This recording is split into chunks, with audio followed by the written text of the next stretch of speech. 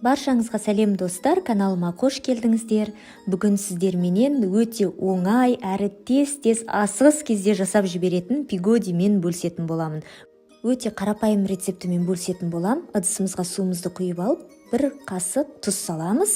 Жақсылап араластырып жіберіп, дрожж саламыз. Оны да араластырып, ұн салуды бастаймыз.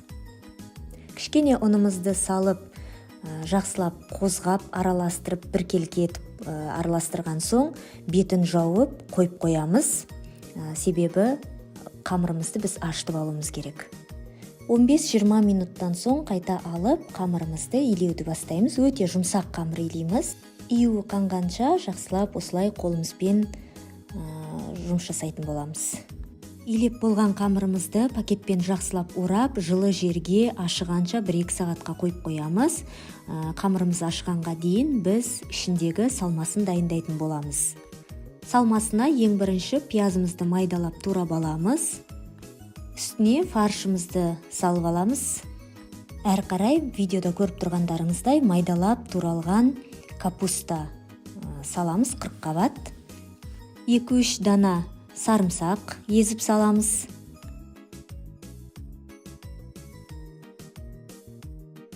Мұздатқышқа қатырылған ас көктен мен кішкене қостым. Сіздер енді өз еріктеріңізде қосатын қоспайтыныңыз.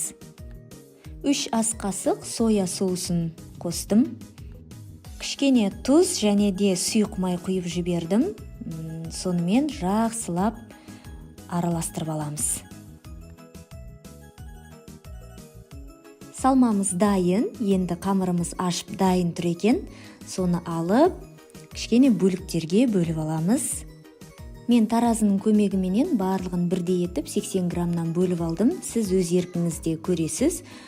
Әркімге әрқалай үлкен кіші жасайтыныңызға қарай көресіз. Менікі 80 граммдай болды.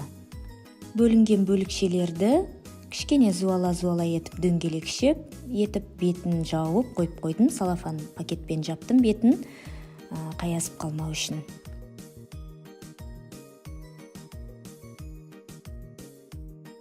Енді қамырымызды жайып шығамыз. Қатты қалың емес, қатты жұқа емес, орташа көлемде жайып, осылай біртіндеп түйіп шығамыз. Достар, каналға тіркеліп, лүпіл басып, пікір қалдырып мені қолдап кеттіңіздер. Каналымның дамуына үлес қоссаңыздар, қуанып қалушы едім. Алдағы уақытта сіздермен бұдан да күшті рецепттермен бөлісетін боламын. Міне осылай барлығын түйіп шықтым. Өте дәмді, керемет шығады. Міндетті түрде жасап көріңіздер. Бұл өте дәмді, ішінде сочный пигоди болады. Дәл осылай салмасын жасайтын болсаңыздар. Осылай мант қасқанға салып, 40-45 минут аралығында пісіріп шығамыз. Қайнап тұрған суға қоямыз. Суды алдын ала қайнатып алып, қайнаған суға қою арқылы пісіп шығады. Пісіп шыққан пигодиімізді тарелкаларға салып, дастарханға тарту етеміз. Ас болсын, көп рахмет!